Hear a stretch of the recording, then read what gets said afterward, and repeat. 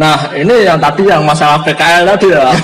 Kira-kira prospek untuk PKL atau magangnya itu di mana saja Nah, ya? banyak sekali sebenarnya tata boga itu ya, atau di dunia kuliner itu sangat banyak sekali.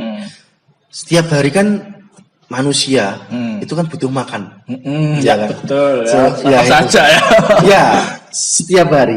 Dan banyak warung-warung yang paling prospek adalah di restoran. Di restoran. Ya, restoran. Tapi tidak sembarang restoran. Oh iya. Ya, restorannya memenuhi kriteria atau tidak. Ya. Kriterianya gimana Pak untuk menilai itu restorannya itu? Saya juga yang minimal adalah kitchennya atau dapurnya itu adalah memenuhi standar industri. Oh, standar. Iya, kemudian ruang makannya, jumlah pelanggannya minimal per hari itu berapa. Nah, itu juga jadi intinya warung makan tuh tidak bisa dikatakan restoran intinya ya. Apakah sebenarnya berbeda gitu? Restoran itu cuma bahasa keren ya. Oh, bahasa keren. Iya, restoran. Sama aja berarti. Warung makan restoran sama saja. Kan mungkin makanya sama restoran. Wah, kalau restoran tuh biasanya yang gede itu loh. Kalau warung makan kan Indonesia. Oh iya. Iya kan sama aja sebenarnya. Cuma untuk PKL kita kan harus mempunyai standar atau kriteria tersendiri. Enggak sembarangan. Iya. Enggak ke warung makan yang itu ya enggak ya, angkringan itu enggak boleh, mohon maaf. Terus ada lagi di kafe. Ya, kafe juga harus memenuhi standar juga.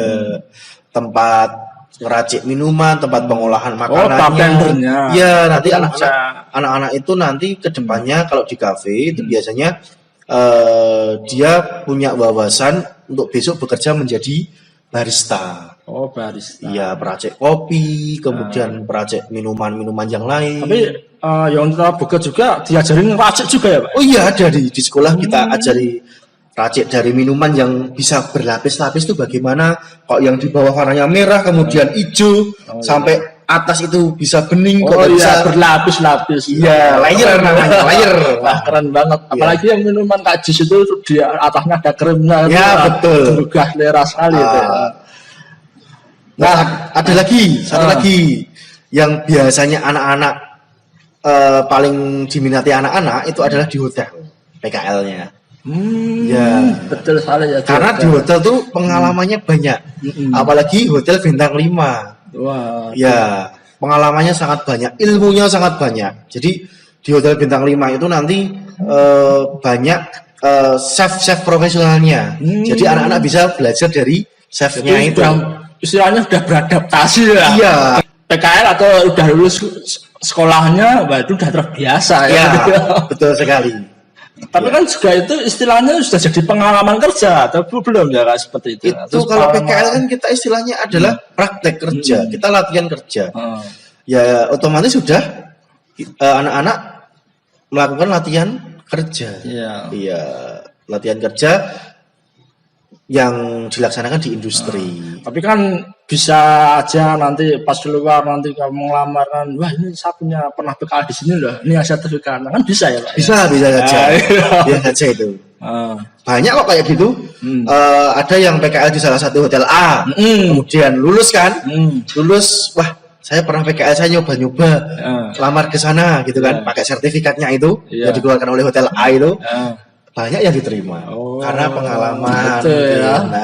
Nah, untuk yang tadi kan untuk yang PKL ya Pak, untuk prospek kerjanya tadi kan seperti di hotel seperti itu, terus mungkin di kapal bisa, kemudian menjadi juru masak di rumah sakit, bisa itu, atau di instansi yang lain. Iya bisa kayak di akademi kepolisian, TNI itu kan membutuhkan juru masak. Dan itu nggak sembarangan orang ya Pak. Iya, nggak sembarangan orang. Itu yang terpilih saja. Kan gizinya juga macam-macam juga. Iya, porsinya juga lumayan. Wah ini nggak sembarangan ini orang. Jadi harus ada ilmunya juga ternyata. Nah ini pertanyaan dasar, mungkin adik-adik mungkin wah aku mau jurusan tetap, ibaratnya kayak mau masuk jurusan muda atau komputer itu biasanya udah diajari komputer dulu lah, pas SMP nggak pernah diajari masak itu. Masak pun juga paling juga masak Indomie, masak air, dan yang lain sebagainya. Lah ini malah ragu malah adiknya tuh kalau nanti jajarin mau masak masuk jurusan tata boga nanti bisa ngikuti atau enggak gitu loh. Ya. Nah, mungkin bisa kasih penjelasan mungkin. Apakah harus punya dasarnya dulu di awal itu atau Gini, bagaimana? sebenarnya untuk masuk jurusan tata boga itu jangan takut ya. Dari yang nggak bisa masak, dari yang nggak bisa Dia masak. banyak ya yang nggak bisa Itu masak ya. Iya bisa. Nanti kalau sudah masuk di jurusan tata boga, saya yakin nanti bisa masak. Ya. Karena apa? Kita pelajari. Iya. Ya kita pelajari dasarnya teknik memasak bagaimana, bahan-bahannya, karakteristiknya apa saja. Nah dari dasar itu nanti insya Allah seterusnya sampai kelas 3 di kompetensinya tata boga itu insya Allah sudah handal untuk memasak. Oh, Iya. seperti itu ya. Iya, jangan takut pokoknya kalau nggak bisa masak mau masuk jurusan tata boga jangan takut. Nah, nanti takutnya mungkin anak-anak nggak bisa ngikuti, ternyata emang nggak bisa, banyak yang nggak bisa ternyata ya. Banyak yang nggak bisa tapi setelah masuk bisa. Bisa. Pasti bisa. Seperti semboyan SMK bisa. Oh, seperti itu. Nah itu ya, jadi nggak usah takut, nggak bisa masak, nggak bisa apa namanya, cuma bisa masak air sama Indomie, tetap bisa nanti. Keluarnya pasti jadi profesional nanti Ya, betul. Profesional bidang kuliner nantinya ya. Nah ini ketika kita masak ya kan, masakan secara umum kan mungkin lebih banyak masakan lokal gitu ya, masakan lokal seperti yang biasa, nasi goreng atau apa gado-gado atau yang lain sebagainya. Nah nanti kalau saya mau bekerja di secara internasional, Pak, saya mau apa namanya ke luar negeri gitu. Nah dasar-dasar lokal. Apakah di jurusan tata boga juga mempelajari masakan-masakan luar negeri, Pak? Oh jelas, ya jelas nanti pada saat kelas 11 atau kelas 2 itu kita mempelajari masakan kontinental. Itu di pelajaran pengolahan dan penyajian makanan. Nanti kita belajar membuat kaldu yang benar, bukan kaldu instan loh ya. Ini benar-benar kaldu alami. Dari kaldu ini kita bisa aplikasikan ke semua masakan. Oh iya. Ya dari membuat kayak sup ya, membuat saus, ya itu dari kaldu. Oh, kaldu. Ya, pokoknya masakan luar negeri terutama western itu nanti akan kita pelajari dari makanan pembuka.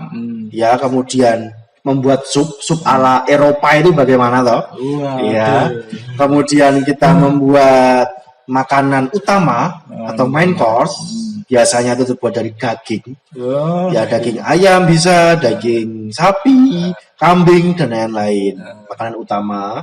Kemudian ada steak itu juga utama maksudnya. Iya, utama. Steak itu termasuk di makanan utama. Tapi kita pelajari nanti bukan steak yang banyak tepungnya itu enggak. Ya, rata-rata kan ya. tepung. Kita nanti belajar membuat steak yang benar. Dengan tingkat kematangan yang sesuai. Kan masaknya gosong terus berarti belum bisa. Banyak pasti kalian banyak melihat di TV-TV itu kok steak disajikan dipotong dagingnya tengah itu kok masih mentah.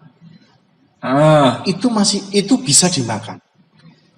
Iya, karena ada tingkat kematangan steak. Kayak kemarin tuh saya pernah lihat telur itu setengah matang pun juga orang lokal dah. Kurang matang nih. Ya. Itu seperti itu ya. Ya betul. Karena sudah melalui proses pemanasan. Oh iya. Sampai nanti setelah main course ya makanan utama kita mempelajari makanan penutup. Banyak sekali. Itu yang paling menarik adalah di makanan penutup. Kalian nanti bisa berkreasi banyak. Iya, yang sangat artistik sekali di makanan penutup. Jadi pengen masuk jurusan bukan saya dia. Berarti apa namanya? Wah, ini prospeknya udah bagus atau apa yang dipelajarinya banyak banget, makanan lokal maupun internasional ya toh. Iya. Yang Itali, Prancis juga ya toh. Iya, Itali, Prancis terutama nanti kita banyak belajar dari negara Prancis. Karena basic kuliner itu berasal dari Prancis. Oh gitu. Iya. Baru tahu ya. Karena istilah-istilah kuliner itu kebanyakan menggunakan istilah dari bahasa Prancis. Oh, Ya. kuliner itu ya? Kroket, tahu kroket kan? Kroket itu sebenarnya diadopsi dari bahasa Prancis. Risol itu juga bahasa Prancis. Oh gitu. Iya. Jika ada kritik dan saran silahkan komen. Jangan lupa like dan subscribe. Jangan lupa belajar hari ini. Bye.